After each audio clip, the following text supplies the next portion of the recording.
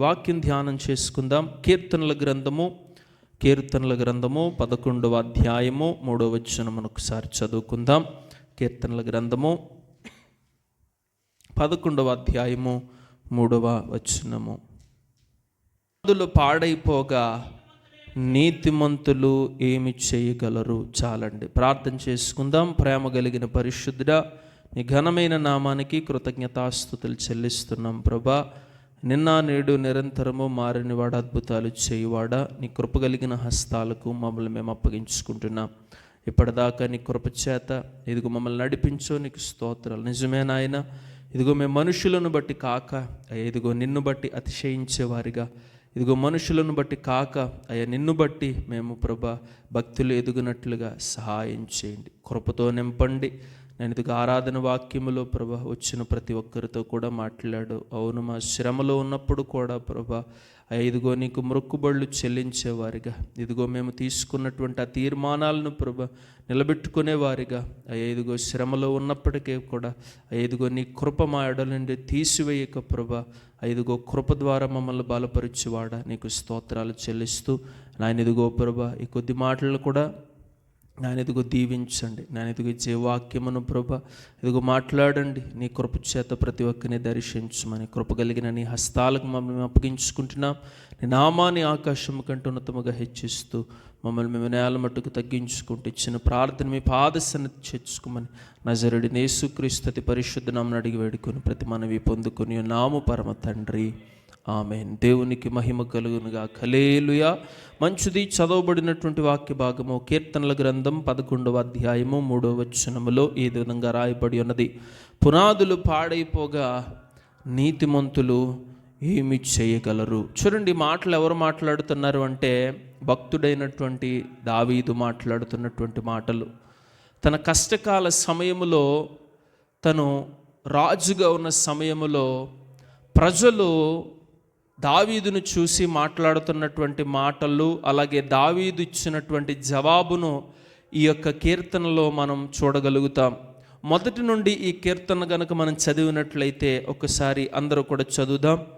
యెహోవా శరణజొచ్చి ఉన్నాను, పక్షి వలె నీ కొండకు పారిపొమ్ము అని మీరు నాతో చెప్పుట ఎలా? దుష్టులు విళ్ళెక్కు పెట్టి ఉన్నారు, చీకటిలో యథార్థ హృదయుల మీద వేయుటకై తమ బాణములను నారియందు సంధించి ఉన్నారు. పునాదులు పాడైపోగా నీతిమంతులు ఏమి చేయగలరు? యెహోవా తన పరిశుద్ధాలయములో ఉన్నాడు. యెహోవా సింహాసనము ఆకాశమందున్నది. ఆయన నరులను కనులారా చూచుచున్నాడు. తన కనుదృష్టి చేత ఆయన వారిని పరిశీలించుచున్నాడు. యెహోవా నీతిమంతులను పరిశీలించుచున్నాడు, దుష్టులను బలాత్కారులను ఆయనకు అసహ్యులు. దుష్టుల మీద ఆయన ఉరులు కురిపించును, అగ్ని గంధకములను వడగాలియు వారికి పానీయ భాగమగును. యెహోవా నీతిమంతుడు, ఆయన నీతిని ప్రేమించువాడు. యథార్థవంతులు ఆయన ముఖ దర్శనమును చేసెదరు. దేవునికి స్తోత్రం. హల్లెలూయా. చూడండి, దావీదు తాను మాట్లాడుతూ ఏమని అంటున్నాడంటే, ఇదిగో దావీదుని అనేక మంది కొన్ని ప్రశ్నలు అడిగేవారట. ఏమిటి అంటే ఆ మాటకు పై మాట రాయబడి ఉన్నది. చూడండి, మొదటి వచనములోనే యెహోవా శరణజొచ్చి ఉన్నాను, పక్షి వలె నీ కొండకు పారిపొమ్ము అని మీరు నాతో చెప్పుట ఎలా?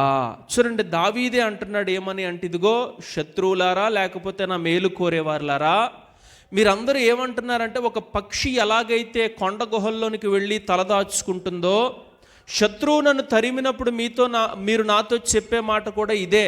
ఏమని? ఇదిగో శత్రువు నుంచి తప్పించుకోవడానికి ఒక పక్షి ఎలాగైతే ఎగురుకుంటూ వెళ్ళిపోతుందో, పక్షి ఎలాగైతే ఎగిరిపోతుందో, శత్రువు నిన్ను తరుముతున్నప్పుడు నీవేం చేయాలి? అలాగే ఎగిరిపో అని చెప్పి మీరు నాతో ఎందుకు చెప్తున్నారు అని చెప్పి దావీదు వారితో మాట్లాడుతున్నటువంటి మాటలు ఇవి.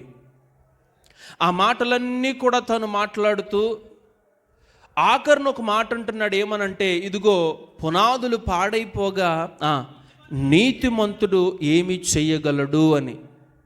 చూడండి, ఈరోజు మన ధ్యానాంశము ఒకే ఒక్క మాట, పునాదులు పాడైపోగా నీతిమంతులు ఏమి చేయగలుగుతారు. చూడండి, పునాది అనేది చాలా ప్రాముఖ్యమైనటువంటిది.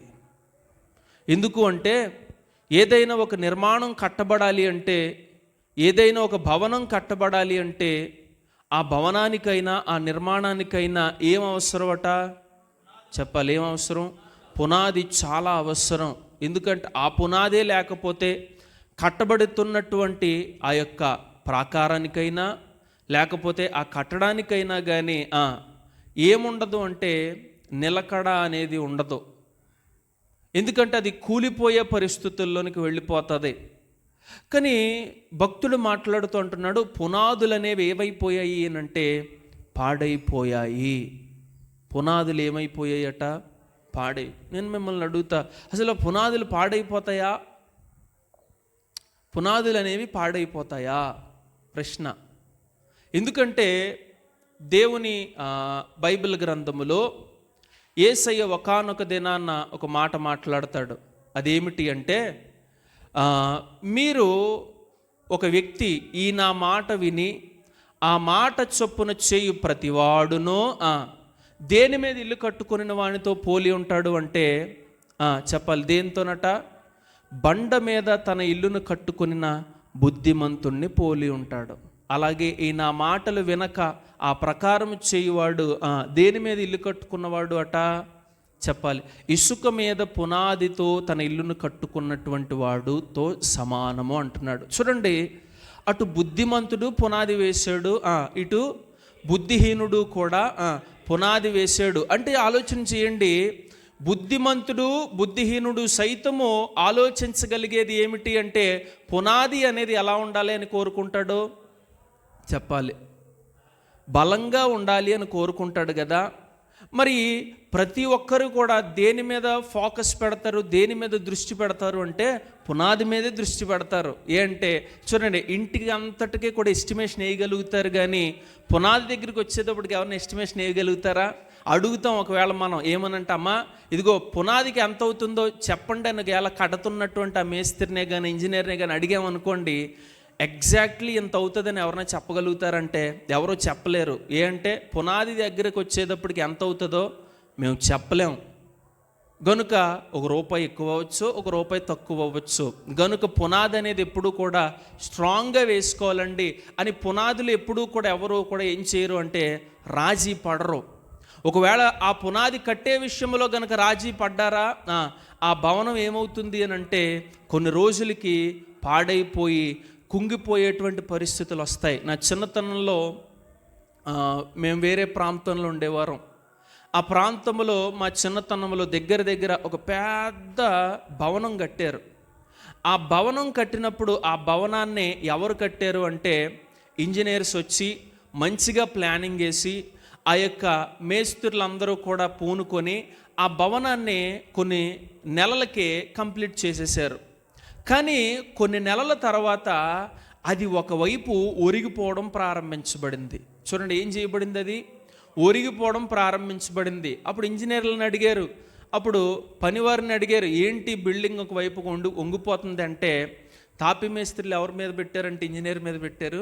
ఇంజనీర్లు ఎవరి మీద పెట్టారంటే తాపి మేస్త్రి మీద పెట్టారు. ఏనంటే ఇదిగో వారు ఏం చేయలేదో తెలుసా? పునాది సరిగ్గా వేయలేదు. వారు పుట్టింగ్ చేసినప్పుడు ఆ పుట్టింగ్ సరిగ్గా వేయలేదు. గనుకని ఇప్పుడు ఆ బిల్డింగ్ ఏం చేయబడుతుందో తెలుసా? ఒకవైపుకు కుంగిపోయినటువంటి పరిస్థితి వచ్చింది. గనుక ఆ భవనానికి ఏం బాగోలేదు అని అంటే పునాది బాగోలేదు. చూడండి, పునాది అనేది ఎంత ప్రాముఖ్యమైనది అంటే ఒక భవనం అది ఎంత 5 స్టార్ హోటల్ అయినా దానికి ఏమవసరం? పునాది అవసరం. ఒక పాక కట్టుకున్న, ఒక రేకుల షెడ్ వేసుకున్న ఆ దానికి కూడా ఏమవసరం అంటే పునాది అనేది తప్పక అవసరము. మరి ఇక్కడ భక్తుడు అంటున్నాడు, ఇలాంటి పునాదులు ఏమైపోయాయి అని అంటే పాడైపోయాయి. చూడండి, అక్కడ 3 భాగాలుగా నేను మాట్లాడుతాను. మొదట నీతిమంతులు, రెండవది పునాదులు, మూడవది పునాది పాడైపోవడం అంటే ఏంటి. ఇప్పుడు చూడండి, మొదట ఎవరు అంటే నీతిమంతులు. ఎవరు నీతిమంతులు? ఎవరు నీతిమంతులు అంటే నేను ఇక్కడ రాసుకున్నాను, రక్షణ పొందినటువంటి వారు ఎవరు అంటే వారు నీతిమంతులు.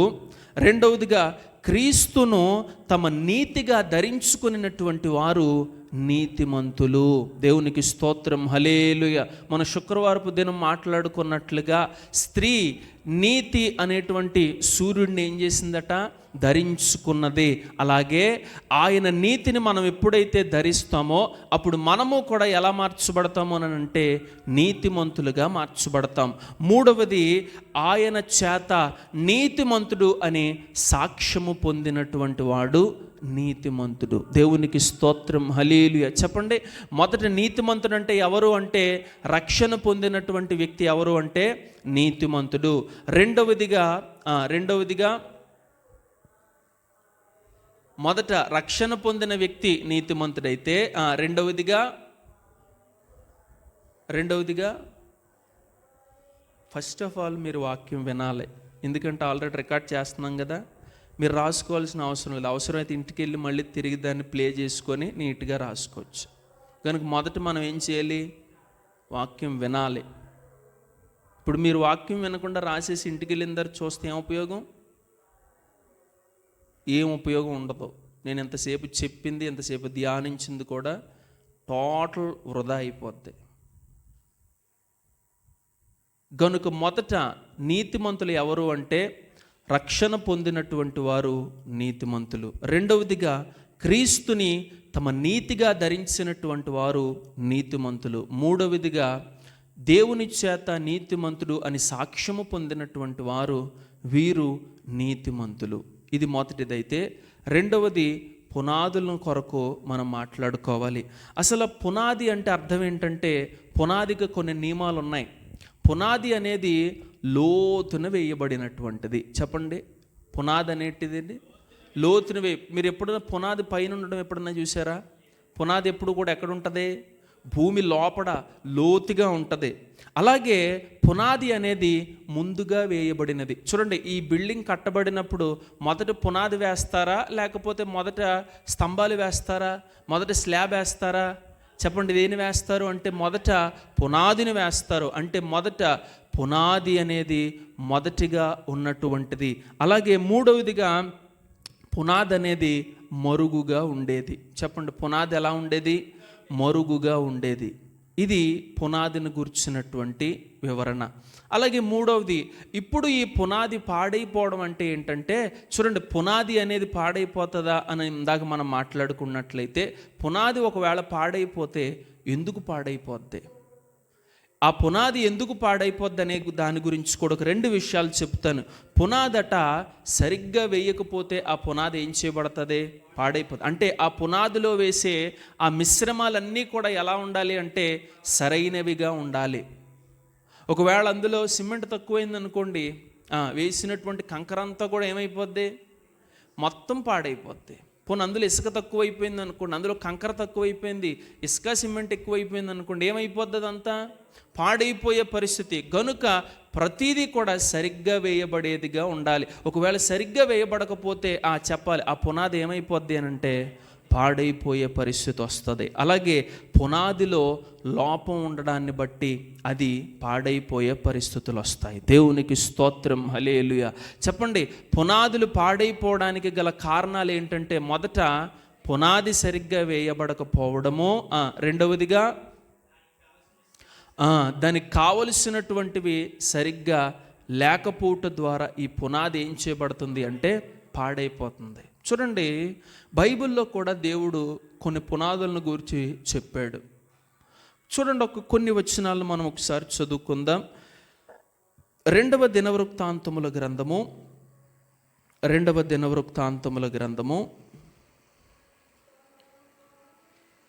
3వ అధ్యాయము 3వ వచనాన్ని ఒకసారి చదువుకుందాం.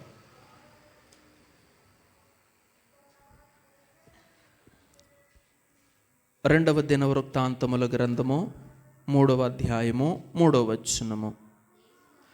దేవుని మందిరమునకు సొలొమోను పునాదులు ఏర్పరచెను. చాలండి. చూడండి మళ్ళీ ఇంకొక వచనము, ఎజ్రా గ్రంథము 3వ అధ్యాయము 11వ వచనం ఒకసారి చదువుకుందాం. ఎజ్రా గ్రంథము 3వ అధ్యాయము 11వ వచనము. వీరు వంతు చొప్పున కూడి యెహోవా దయాళుడు, ఇశ్రాయేలీల విషయమై ఆయన కృప నిరంతరము నిలుచునని పాడుచు యెహోవాను స్తుతించిరి. మరియు యెహోవా మందిరము యొక్క పునాది వేయబడుట చూచి జనులందరూ గొప్ప శబ్దముతో యెహోవాకు స్తోత్రము చేసిరి. దేవునికి స్తోత్రం, హల్లెలూయా. చూడండి, చదవబడినటువంటి ఈ 2 వచనాలను కూడా మనం గమనించినట్లయితే, మొదట దినవృత్తాంతముల గ్రంథములో చదివినటువంటిది ఏమిటి అనంటే, మొదటి మందిరమునకు వారు పునాదిని వేసి ఉన్నారు. చెప్పండి, సొలొమోను ఒక మందిరం కట్టారట.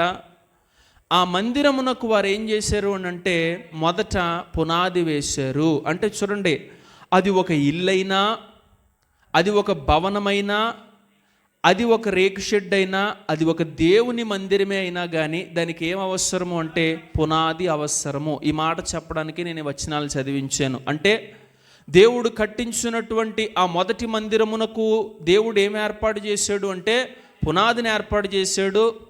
తర్వాత కొన్ని దినాలు, కొన్ని సంవత్సరాల తర్వాత ఇశ్రాయేలీలు చేసిన పాపాన్ని బట్టి ఆ మొదటి కట్టబడినటువంటి మందిరం కూలిపోయిన తర్వాత తిరిగి మళ్ళీ 2వ మందిరం కూడా కట్టబడింది. ఇప్పుడు ఎజ్రా గ్రంథం 3వ అధ్యాయం 11వ వచనంలో మనం చదివినట్లుగా మొదటి మందిరం కూలిపోయింది, ఆ పునాది పోయింది.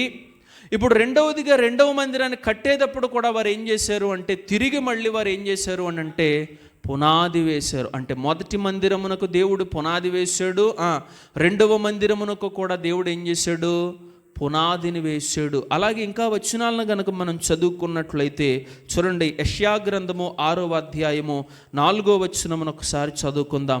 యెషయా గ్రంథము 6వ అధ్యాయము 4వ వచనమును ఒకసారి చదువుకుందాం. వారి కంఠ స్వరము వలన గడప కమ్ముల పునాదులు కదులుచు మందిరము ధూమము చేత నిండగా. చాలండి. చూడండి, ఇది ఎక్కడ మందిరమట? ఈ మందిరం ఎక్కడి మందిరము? పరలోకములో ఉన్నటువంటి మందిరం. ఇప్పుడు ఈ మందిరానికి కూడా ఏమున్నాయి చెప్పాలి? ఏమున్నాయి అంటే భూమి మీద ఉన్న మందిరానికి ఏమున్నాయి? పునాదులు ఉన్నాయి. అట్ ద సేమ్ టైం పరలోకములో కూడా ఒక మందిరం ఉంది. ఆ మందిరానికి కూడా ఏమున్నవి అంటే పునాదులు ఉన్నవి. ఇంకా వచనాలను మనం చదివినట్లయితే చూడండి, ప్రకటన గ్రంథము 21వ అధ్యాయము, ప్రకటన గ్రంథము 21వ అధ్యాయము 14వ వచనమును గనక మనం చదువుకున్నట్లయితే, ఆ పట్టణపు ప్రాకారము 12 పునాదులు గలది. ఆ పునాదుల పైన గొర్రె పిల్ల యొక్క 12 అపోస్తుల 12 పేర్లు కనబడుచున్నవి. దేవునికి స్తోత్రం, హల్లెలూయా. చూడండి, ఇది పరలోకములో ఉన్నటువంటి మందిరము. ఈ మందిరమునకు ఏమున్నాయి చెప్పాలి? పునాదులు ఉన్నాయి. అంటే మన ఇంటికి మాత్రమే పునాది కాదట, దేవుని మందిరానికి పునాదులు ఉన్నాయి. అంటే మొదట కట్టబడిన మందిరానికి పునాదులు ఉన్నాయి. రెండవసారి అనగా 2వ మందిరం కట్టబడినప్పుడు దానికి కూడా ఏమున్నాయి అంటే పునాదులు ఉన్నాయి. ఆఖరికి పరలోకములో ఒక మందిరం ఉందట. ఆ పరలోకములో ఉన్న ఆ మందిరానికి కూడా ఏమున్నవి అని అంటే పునాదులు ఉన్నవి. హెబ్రీయులకు రాసిన పత్రికలో 11వ అధ్యాయములో అబ్రహామును కొరకు ఈ విధముగా రాయబడి ఉంటాయి. ఏదేమిటి అంటే, దేవుడు దేనికి నిర్మాణకుడు శిల్పి అయి ఉన్నాడో ఆ పునాదులు కలిగినటువంటి పట్టణం కొరకు అబ్రహాం ఏం చేశాడు అని అంటే ఎదురు చూచెను. దేవునికి స్తోత్రం, హల్లెలూయా. చూడండి, హెబ్రీయులకు రాసిన పత్రిక 11వ అధ్యాయము 10వ వచనము. ఏలయనగా దేవుడు దేనికి శిల్పియు నిర్మాణకుడై ఉన్నాడో పునాదులు గల ఆ పట్టణము కొరకు అబ్రహాము ఎదురు చూచుచుండెను. దేవునికి స్తోత్రం, హల్లెలూయా. చూడండి, ఇది ఏమిటి అంటే పట్టణానికి కూడా ఏముంటాయి చెప్పాలి. పట్టణానికి ఏముంటాయి? పునాదులు ఉంటాయి. ఇది ఏ పట్టణము అంటే, ఏ పట్టణము? నూతన యెరూషలేము అనే పట్టణానికి కూడా ఏమి ఏర్పాటు చేశాడో కూడా తెలుసా దేవుడు? పునాదులు ఏర్పాటు చేశాడు. అంటే చూడండి, మొదటి మందిరానికి ఏమున్నాయి? పునాదులు ఉన్నాయి. రెండవ మందిరానికి ఏమున్నాయి? పునాదులు ఉన్నాయి. పరలోకములో ఉన్న మందిరానికి కూడా ఏమున్నాయి? పునాదులు ఉన్నాయి. నూతన యెరూషలేముకు కూడా ఏమున్నవి అంటే పునాదులు ఉన్నవి. అంటే చూడండి, పునాది అనేది ఎంత ప్రాముఖ్యమైనదో కదా. ఇప్పుడు దేవుడు అంటున్నాడు, ఈ పునాదులు ఏమైపోయాయి అని అంటే పాడైపోయాయి. అంటే ఏంటి? ఆ పరలోకములో ఉన్న మందిరం పునాది పాడైపోయిందనా? దాని అర్థం కాదు కాదు కాదు. అంటే దేని కొరకు ఈ మాటలు చెబుతున్నాడు అంటే, ఇప్పటిదాకా నేను చెప్పిందంతా పునాది యొక్క ప్రాముఖ్యత అయితే, ఇప్పుడు దేని మీద అయితే ఒక భవనం కట్టబడి నిర్మింపబడి నిలిచి ఉన్నదో, ఇప్పుడు ఆ పునాదులే పాడైపోయినప్పుడు కట్టబడిన దానికి దేనికైనా విలువ ఉంటుందా అంటే ఏమాత్రం కూడా విలువ ఉండదు. ఉదాహరణకి మీరు ఎక్కడికైనా ఒక బిల్డింగ్ కొనడానికి వెళ్ళారనుకోండి, మొదట ఆ బిల్డింగ్ని కనుక్కుంటారు, ఎలా కట్టబడింది, దాని కింద బోర్లు వేసారా లేకపోతే ఏనుపాదాలు వేసారా అనేవి కనుక్కుంటారు. ఒకవేళ మీరు ఆ బిల్డింగ్ లేదా భవనం కొనడానికి వెళ్ళినప్పుడు ఒకవేళ ఒక వైపుకు ఒరిగిపోయి ఉందనుకోండి, కొంటారా? ఆ వ్యక్తి సగం రేటుకి ఇచ్చేస్తానన్నా కానీ మీరు కొంటారా? ఏ అంటే అది పాడైపోయింది. అది కొత్త బిల్డింగే అయి ఉండొచ్చు, దాని మీద ఎన్ని భవంతులన్నా కట్టి ఉండొచ్చు, కానీ అది కనుక ఒక వైపుకు ఒరిగిపోయింది అనుకోండి, ఎంత మాత్రం కూడా మీరు సగం రేటుకి ఇస్తానన్నా వాళ్ళు తీసుకోరు. ఎందుకు అంటే అది నివసింపదగడానికి యోగ్యమైనది కాదు. అది ఏదో ఒక రోజు కూలిపోతుంది కదా. ఇప్పుడు దేవుని మందిరానికి, ఒక ఇంటికి, పరలోకములో ఉన్న మందిరానికి పునాది అంత అవసరమైతే, దేవుని వాక్యం సెలవిస్తున్నది ఏమనో తెలుసా? ఒక క్రైస్తవుడు కూడా ఎలాంటి వాడో తెలుసా? దేవుని మందిరమునకు పోల్చదగినవాడు. దేవునికి స్తోత్రం, హల్లెలూయా. చూడండి, ఆ మాటలు కూడా రాయబడి ఉంటాయి. మీరు సజీవమైనటువంటి రాళ్ళు అని చెప్పి కొరింథీయులకు రాసినటువంటి మొదటి పత్రిక అనుకుంటా, ఆ మాటలు రాయబడి ఉంటాయి.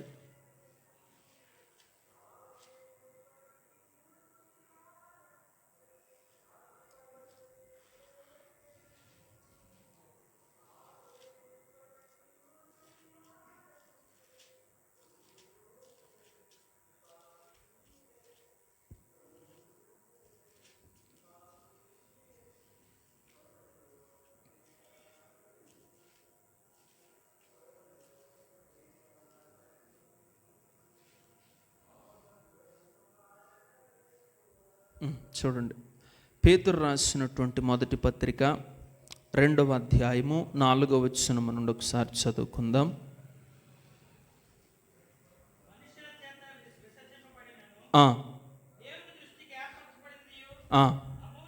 అమూల్యమును సజీవమునైన రాయియగు ప్రభువునొద్దకు వచ్చిన వారై యేసుక్రీస్తు ద్వారా దేవునికి అనుకూలమునగు ఆత్మ సంబంధమైన బలులను అర్పించుటకు పరిశుద్ధ యాజకులుగా ఉండునట్లు మీరును సజీవమైన రాళ్ల వలె నుండి ఆత్మ సంబంధమైన మందిరముగా కట్టబడుచున్నారు. దేవునికి స్తోత్రం, హల్లెలూయా. చూడండి, ఇక్కడ భక్తుడు అంటున్నాడు, మనందరము ఎవరట? సజీవమైన రాళ్లగా దేవుని మందిరముగా కట్టబడుచున్నాము. అంటే ఈ దేహం ఏంటో తెలుసా? దేవునికి ఆలయమై ఉన్నది. చెప్పండి, ఈ దేహం ఏంటి? దేవునికి ఆలయం కదా. అంటే ఈ దేహాన్ని కూడా భక్తులు ఎలా పోలుస్తున్నారు అంటే ఒక ఆలయము. అంటే ఏంటి? మందిరము. చెప్పండి, ఏంటి కదా. ఇప్పుడు ఈ మందిరానికి ఏముండాలి అని ఇందాక మనం మాట్లాడుకున్నాం. ఇప్పుడు ఆ పునాదులు ఏమైపోయాయి అంటే పాడైపోయాయి. దీని అర్థం అది. అంటే కట్టబడినటువంటి భౌతికమైనటువంటి ప్రాకారాలకి పునాదులు పాడైపోవడం కాదు దాని ఉద్దేశం. కట్టబడుతున్నటువంటి ఆత్మ సంబంధమైనటువంటి మందిరాల యొక్క పునాదులు అనేవి ఏవైపోయాయి అంటే ఈరోజు పాడైపోయాయి. మరి ఇప్పుడు ఈ పునాదులను మనం బలపరుచుకోవడం ఎలాగా? పాడైపోయిన పునాదిని పాడైపోయినట్లుగానే విడిచిపెట్టేయాలా? అసలు ఆ పునాదులు ఏమిటి అనేది ఒకసారి మనం చూద్దాం. చూడండి, హెబ్రీయులకు రాసినటువంటి పత్రికలో మాటలు రాయబడి ఉంటాయి. హెబ్రీయులకు రాసినటువంటి పత్రిక 6వ అధ్యాయము 1 నుండి మనం చదువుకున్నట్లయితే ఈ పునాదిని గూర్చినటువంటి వివరణ అక్కడ మనకు కనబడుతుంది. చూడండి, ప్రతి ఒక్కరూ శ్రద్ధ కలిగే మాటలను చూడండి. కాబట్టి నిర్జీవ క్రియలను విడిచి మారు మనస్సు పొందుటయు, దేవుని యందలి విశ్వాసమును, బాప్తిస్మములను గూర్చిన బోధయు, హస్త నిక్షేపణమును, మృతుల పునరుద్ధానమును, నిత్యమైన తీర్పును అను పునాది మరలా వేయక క్రీస్తును గూర్చిన మూలోపదేశం మాని సంపూర్ణుల మగుటకు సాగిపోవుదుము. దేవునికి స్తోత్రం, హల్లెలూయా. చెప్పండి, ఈ పునాది రాళ్లలో ఎన్ని రాళ్ళు ఉన్నాయి మొత్తం? ఇప్పుడు చెప్పబడినటువంటిది ఏంటి అంటే ఆత్మ సంబంధమైనటువంటి పునాదట. ఈ ఆత్మ సంబంధమైన పునాది అంటే అర్థం ఏంటి అంటే, మొదట మారు మనస్సు, రెండవది విశ్వాసము, మూడవది బాప్తిస్మము, నాలుగవది హస్త నిక్షేపణ, ఐదవది మృతుల పునరుద్ధానము, ఆరవది నిత్యమైన తీర్పు. ఇది సజీవమైనటువంటి మందిరాలకు ఉండాల్సినటువంటి పునాది. కానీ ఈ పునాది ఈరోజు ఏమైపోయింది అంటే పాడైపోయింది. ఒక్కొక్కటిగా నేను దాన్ని క్లుప్తంగా వివరించి నా సందేశాన్ని ముగిస్తా. మొదటి పునాదిరా ఏంటి అంటే మారు మనస్సు. ఈరోజు సంఘములో సజీవమైనటువంటి ఆలయాలుగా ఉన్నటువంటి వారు మారు మనస్సు అనే పునాదిని ఒక్కసారి పరీక్షించుకోవాలి. ఎందుకు అంటే దేవుడు ఏమన్నాడు? పునాదులు ఏమైపోయాయో తెలుసా? పాడైపోయాయి. నేను ఎప్పుడూ చెబుతా, మారు మనస్సు అనేది 2 రకాలుగా ఉంటుంది. అందులో మొదటిది పాత నిబంధన యొక్క మారు మనస్సు అయితే, రెండవది క్రొత్త నిబంధన అనగా నూతన నిబంధన యొక్క మారు మనస్సు. పాత నిబంధన మారు మనస్సు అంటే మీ మార్గాలను మార్చుకోండి, మీ మార్గాల్లో మార్చుకోండి. ఇది పాత నిబంధన మారు మనస్సు అయితే, క్రొత్త నిబంధన మారు మనస్సు అంటే అర్థం ఏంటో తెలుసా? మీ మనస్సును మార్చుకోండి. చెప్పండి, క్రొత్త నిబంధన మారు మనసు ఏంటి? మన మనస్సును మార్చుకోండి. పాత నిబంధన మారు మనసు అంతా కూడా మీ మార్గాలు మార్చుకోండి, మీ మార్గాలు బాగోలేదు, మీ మార్గాలు మార్చుకోండి అని చెప్పి దేవుడు చెబితే, ఈ క్రొత్త నిబంధనలో దేవుడు ఏమని చెబుతున్నాడో తెలుసా? మీ మార్గాలు కాదు, మీ మనస్సు కూడా ఏం చేయబడాలో తెలుసా? మార్చబడాలి. అంటే ఒక ఆత్మీయుడిగా సజీవమైనటువంటి మందిరంగా కట్టబడుతున్న మనకి ఈ మారు మనస్సు అవసరం. అంటే ఏంటి? అటు మన మార్గము మారాలి, రెండవది మన మనస్సు మారాలి. ఇదే నూతన నిబంధన మారు మనస్సు. ఈరోజు ఈ నిబంధన ఎంతమంది కలిగి వారి పునాదిని బాగు చేసుకున్నటువంటి వారు ఉన్నారు? రిపెంట్ అనేది ఈరోజు ఎక్కడో కానీ కనబడట్లేదు. అంటే పశ్చాత్తాపం, మారు మనస్సు ఎక్కడా కనబడట్లేదు. మన జీవితంలో దేవుని మందిరానికి వచ్చి ప్రతి ఆదివారం మనం ఎలా ప్రార్థన చేస్తున్నామో ఒకసారి జ్ఞాపకం చేసుకోండి. ఒక పశ్చాత్తాపంతోనే ప్రార్థన చేస్తున్నామా? లేకపోతే దేవుని మందిరానికి వచ్చి పశ్చాత్తాపం లేక కేవలం నోటితో ప్రార్థించి మనం వెళ్ళిపోతున్నామా? కానీ దేవుడు కోరుకునేది ఏంటో తెలుసా? మొదట మారు మనసు ఉండాలి. చెప్పండి, మొదట ఏముండాలి? మారు మనసు. అంటే నీ మార్గాలు మొదట మార్చబడాలి, రెండవదిగా నీ మనసు కూడా మార్చబడాలి.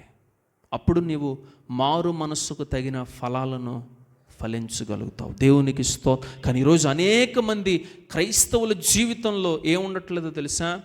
ఏ మారు మనస్సు ఉండట్లేదు. వారి పేరుకు క్రైస్తవులే కానీ వారు త్రాగుడు మానరు, వారు సిగరెట్ మానరు, వారు ఖైనీలు గుట్కాలు మానరు, వారు అబద్ధాలు మానరు, వారు బూతులు మానరు, వారు వ్యతిరేకమైనటువంటి మాటలు వారు ఎప్పటికీ మానరు. దాని అర్థం ఏంటి? ఆ వ్యక్తికి ఇంకేం లేదు అని అంటే మారు మనస్సు లేదు. చూడండి, అలాంటి వ్యక్తే కనుక ఒక జీవము కలిగినటువంటి ఒక మందిరంగా కట్టబడ్డాడే అనుకోండి, ఇప్పుడు ఆ వ్యక్తి పునాది అనేది ఎలా ఉంది చెప్పాలి. ఏ పునాది అది? మారు మనసు అనే పునాది పాడైపోవడం ద్వారా ఇప్పుడు ఎంత కట్టడం కట్టేసాడు ఈ వ్యక్తి.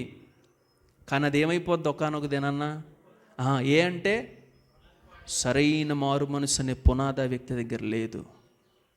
కొంతమంది చూడండి, వారు ఎప్పుడన్నా ప్రార్థనలు జరుగుతున్నప్పుడు గమనించండి, ఎప్పుడన్నా ఎక్కడన్నా కూడికలు జరుగుతున్నప్పుడు కొంతమంది ఆ ప్రార్థన చేస్తున్నప్పుడు అప్పటికప్పుడే వారు తీర్మానం తీసుకొని మారు మనసు పొంది ముందుకొచ్చి వారు ఏం చేస్తారంటే, అయ్యా యేసు ప్రభువుని సొంత రక్షకుడిగా అంగీకరిస్తున్నాను అని చాలామంది చెబుతారు.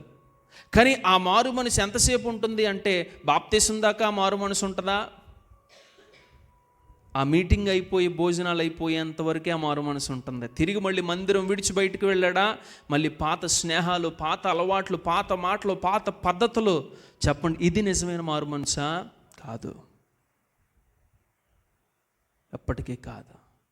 ఒకవేళ అలాగే కనుక ఆ వ్యక్తి కట్టబడితే మాత్రం చెప్పాలి, కొన్ని రోజులకి అతడు ఎంత ఎత్తుకు వెళ్ళిపోయినప్పటికీ కూడా అతడి పునాది బలహీనమవుట ద్వారా అతడు ఏదో ఒక రోజు అతను పడిపోవలసినటువంటి పరిస్థితి వస్తుంది. కనుక మొదట మన పునాదులను మనం బాగు చేసుకోవాలి. అందులో మొట్టమొదటి పునాది రాయి ఏమిటి అంటే మారు మనస్సు. మారు మనస్సు, మన మార్గాలు మార్చబడాలి. రెండవదిగా మన మనస్సు కూడా మార్చబడు. అది నిజమైన మారు మనస్సు. అలాగే మనకి ఎప్పటికప్పుడు రక్షణార్థమైన మారు మనస్సును కూడా కలిగి జీవించాలి. ఒకటి జీవార్థమైన మారు మనస్సు ఉంది, రెండవది రక్షణార్థమైన మారు మనస్సు ఉంది. జీవార్థమైన మారు మనస్సు అంటే ఒక అన్యుడు తన మారు మనస్సు పొంది ప్రభువులోనికి రావడాన్ని ఏమంటాము అంటే జీవార్థమైన మారు మనస్సు అంటారు. ఇప్పుడు రక్షణార్థమైన మారు మనస్సు అంటే ఏంటో తెలుసా?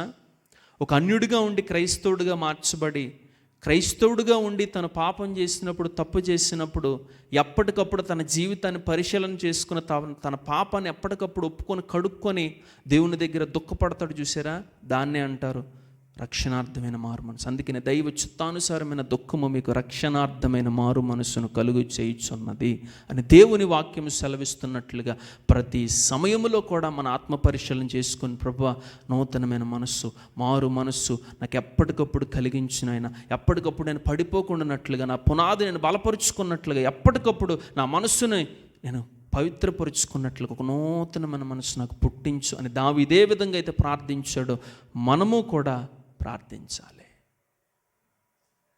అలాగే రెండవదిగా మాట్లాడుతూ అంటాడు, మొదట మారు మనస్సు అనే పునాది అయితే రెండవదిగా విశ్వాసము. ఈరోజు చాలామంది విశ్వాసులలోనే ఏం లోపిస్తుందో తెలుసా? విశ్వాసము లోపిస్తున్నది. చూడండి, ఒకానొక దినాన్ని ఆయన అంటాడు, ఇదిగో తిరిగి మరలా మనిషి కుమారుడు వచ్చినప్పుడు కొందరిలోనైనా ఆయన విశ్వాసమును కనుగొనగలుగుతాడా అని అడుగుతాడు ఆయన.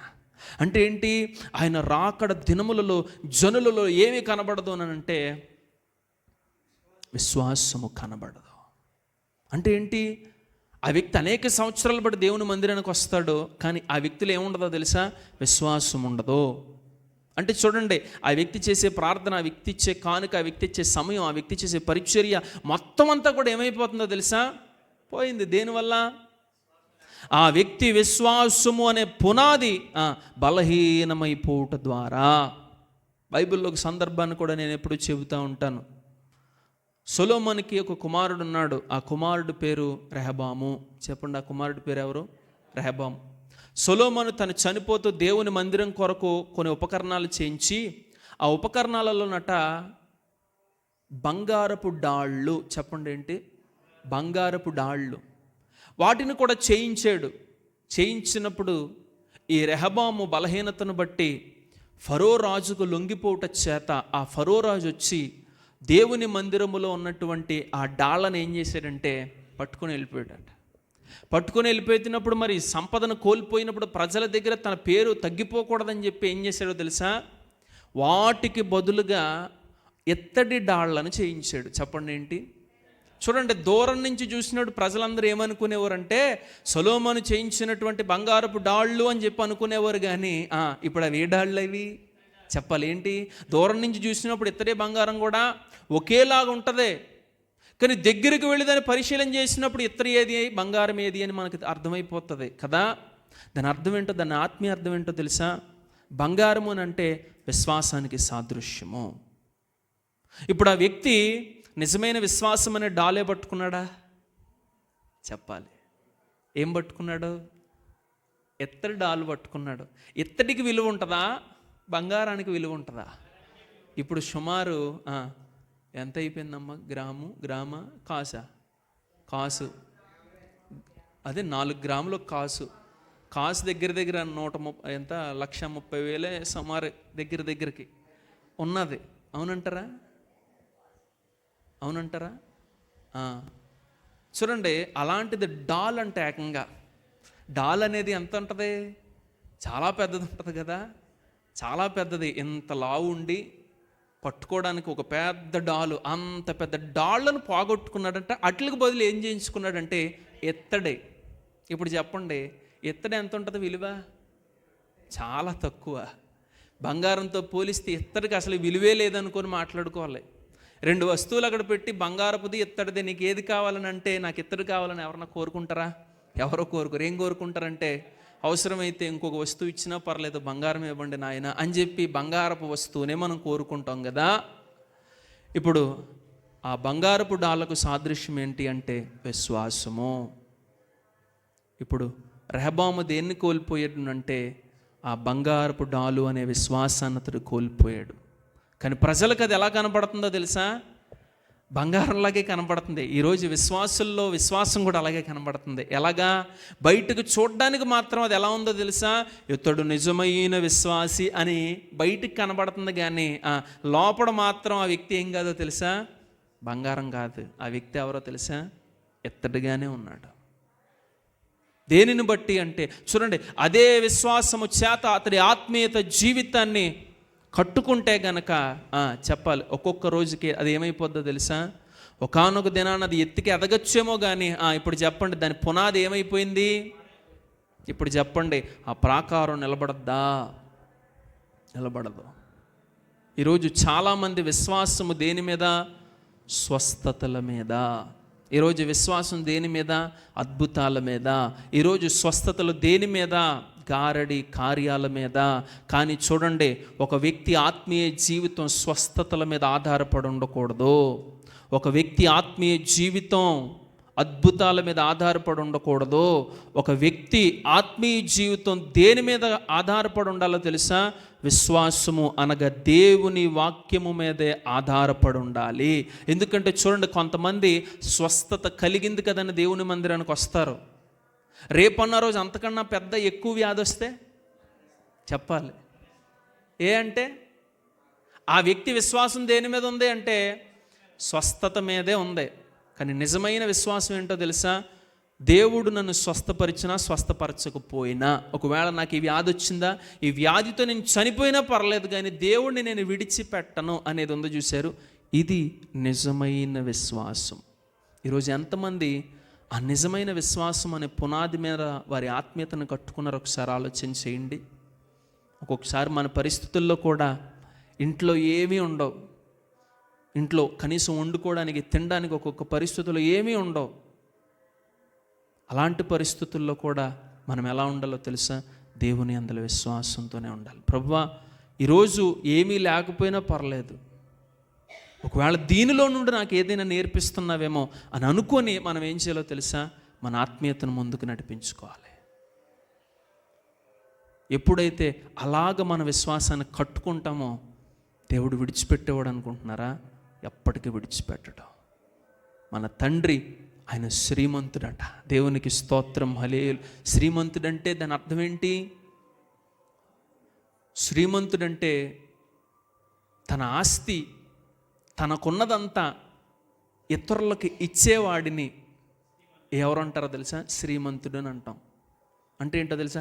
తనదంతా కూడా ఇప్పుడు ఎవరిదో తెలుసా? మందే. దేవునికి స్తోత్రం, హల్లెలూయా. చూడండి, ఈ విశ్వాసము చేత మన ఆత్మీయ పునాదిని ఏం చేయాలో తెలుసా? కట్టుకోవాలి. కానీ దేవుడు అంటాడు, ఈరోజు అనేక మందిలో ఈ విశ్వాసం అనే పునాది ఏం చేయబడిందో తెలుసా? పాడైపోయింది. అద్భుతాలు చేస్తేనే నీ విశ్వాసమా? స్వస్థపరిస్తేనే నీ విశ్వాసమా? గొప్ప కార్యాలు చేస్తేనే నీ విశ్వాసమా? నీ కుటుంబం నీతో కలిస్తేనే విశ్వాసమా? లేదు. మొదట అవి కాదు, స్వస్థతలు కాదు, అద్భుతాలు కాదు. మొదట దేవుని వాక్యం పట్లే మన విశ్వాసాన్ని మనం కట్టుకోవాలి. అప్పుడు మన విశ్వాసం అనే పునాది ఎలాంటిదో తెలుసా? బలము కలిగింది. దేవునికి స్తోత్రం. దాని మీద నువ్వు ఒక 100 అంతస్తులు కట్టేకర్లా, ఒక్క అంతస్తు కట్టినా కానీ అది ఎలా ఉంటుందో తెలుసా? స్థిరంగా ఉంటుంది. పునాది లేకుండా 10 అంతస్తులు కడితే ఉపయోగం ఏముందండి? నేను అంటాను, పునాది సరైంది, దాని మీద రేకుల షెడ్ వేసుకోండి, 10 కాలాల పాటు ఉంటుంది అది. పునాది బాగోలేదు, 100 అంతస్తులు వేసేసారు, ఉపయోగం ఏముంది? సంవత్సరానికి కూలిపోతుంది. కనుక మన జీవితంలో ఎంత భక్తి చేసాం కాదు, మన పునాది మొదట సరైనదిగా ఉందా లేదా? మారు మనసు విషయంలో, విశ్వాసం విషయంలో ఆఖరిగా ఇంకో మాటను చెప్పి నేను ముగించేస్తా. తర్వాత మిగతా 3 విషయాలు నేను మాట్లాడడానికి ప్రయత్నం చేస్తా. ఎప్పుడన్నా బైబిల్ స్టడీ అది పెట్టినప్పుడు మిగతా 3 విషయాల కొరకు నేను మాట్లాడడానికి ప్రయత్నం చేస్తా. చూడండి, ఆఖరిగా 3వది ఏంటంటే బాప్తిస్మము. చెప్పండి ఏంటి? మిమ్మల్ని అడుగుతాను, మీరు ఎన్ని బాప్తిసాలు పొందారు?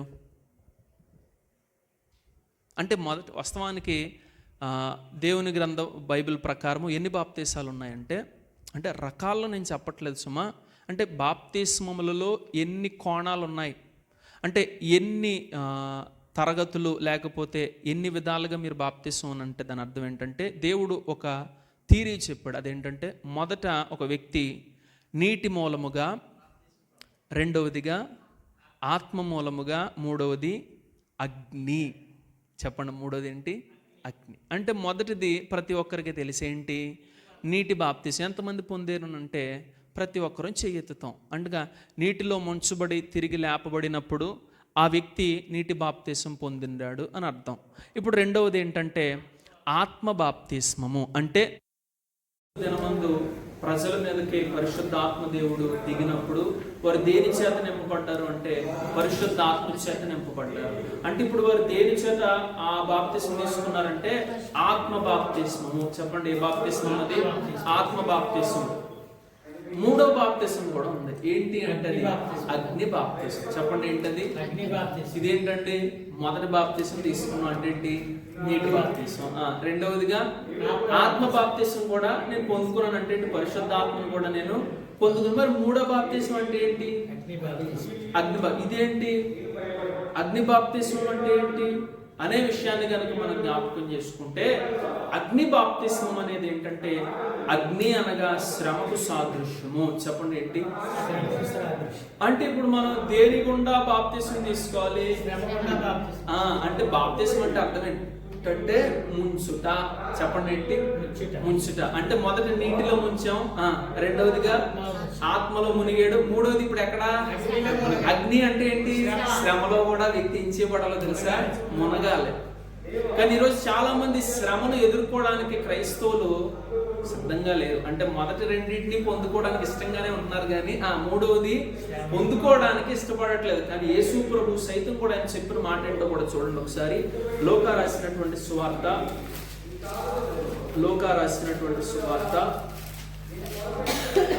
12వ అధ్యాయము 50వ వచనాన్ని ఒకసారి చదువుకుందాం. లూకా రాసినటువంటి సువార్త 12వ అధ్యాయము 50వ వచనం. అయితే నేను పొందవలసిన బాప్తిస్మం ఉన్నది, అది నెరవేరు వరకు నేనెంతో ఇబ్బంది పడుచున్నాను. ఏ బాప్తిస్మం? అప్పటికే బాప్తిస్మం పొందాడా లేదా? యేసయ్య అప్పటికే బాప్తిస్మం యోహాను చేతుల మీదుగా నీటి బాప్తిస్మం పొందాడు. అలాగే రెండవదిగా పరిశుద్ధాత్మ పావురం వలె ఆయన మీద నిలిచినప్పుడు ఆయన ఆత్మపూర్ణుడు అనగా పరిశుద్ధాత్మ చేత కూడా ఆయన బాప్తిస్మం పొందాడు. ఈ బాప్తిస్మం ఏమిటి అంటే ఆయన భవిష్యత్తులో ఎదుర్కొనబోతున్నటువంటి శ్రమలకు సాదృశ్యము. ఆ బాప్తిసాన్ని గురించినటువంటి మాట ఇది. అనగా ఒక ఆత్మీయుడిగా ఎల్లకాలం మనకి ఏముండదో తెలుసా? ఆశీర్వాదాలు ఉండవు. ఎల్లకాలం మనకి ఏముండదు? దీవెన ఉండదు. ఎల్లకాలం కూడా మనం సుఖాన్ని అనుభవిస్తాం అని ఎప్పుడూ కూడా మనం అనుకోకూడదు. కానీ మన జీవితంలో మనం దేన్ని ఎదుర్కోవడానికి సిద్ధంగా ఉండాలో తెలుసా? శ్రమను ఎదుర్కోవడానికి కూడా సిద్ధంగా ఉండాలి. పోనీ మనం అనుకోవచ్చు, అయ్యా ఎంతవరకు ఈ శ్రమలు, జీవితాంతం ఈ శ్రమలు ఉంటాయా అని అంటే ఉండవు. ఎందుకు అంటే చూడండి, ఎలాగైతే ఒక వ్యక్తి నీటిలో ముంచబడి పైకి లేపబడుతున్నాడో ఎలాగైతే ఆత్మలో మునిగి అలాగే పైకి లేపబడుతున్నాడో అలాగే ఈ అగ్నిలో కూడా ఆ వ్యక్తి మునిగి మళ్ళీ ఏం చేయబడాలి? పైకి లేపబడాలి. ఈ ముంచినప్పుడు ఏం జరుగుతుంది అని అంటే అతడిలో ఉన్న ప్రతి మలినము కూడా ఏం చేయబడుతుంది అంటే కడగబడుతున్నది. దేవునికి స్తోత్రం, హల్లెలూయా. అందుకే ఆ వ్యక్తిలో ఉన్నటువంటి ప్రతి మలినం కూడా ఏం చేయబడుతుంది? అందుకనే పేతురు పత్రికలో ఆయన అంటాడు ఏమనంటే, ఇదిగో నశించుకో సువర్ణము అగ్ని వలన పరీక్షింపబడి అది ఎలాంటిదో ఈ లోకానికి తెలియపరచబడుతున్నట్లుగా అలాగే మీ అమూల్యమైన విశ్వాసము కూడా దేని చేత తెలుసా? ఈ శోధనల చేత పరీక్షింపబడుచున్నది. అలాగే మీకు ఎదురవుతున్న శ్రమలను బట్టి ఏదో మీకు ఒక వింత సంభవించిందని మీరు ఏ రోజు కూడా అనుకోవద్దు. ఎందుకో తెలుసా? ఈ శ్రమ మీ కొరకు ఎందుకు అంటే మిమ్మల్ని పరిశుద్ధులుగా మార్చడానికే. ప్రభు వచ్చేటప్పుడు మీకు మహిమ, మెప్పు, ఘనత మీకు ఇవ్వడానికి.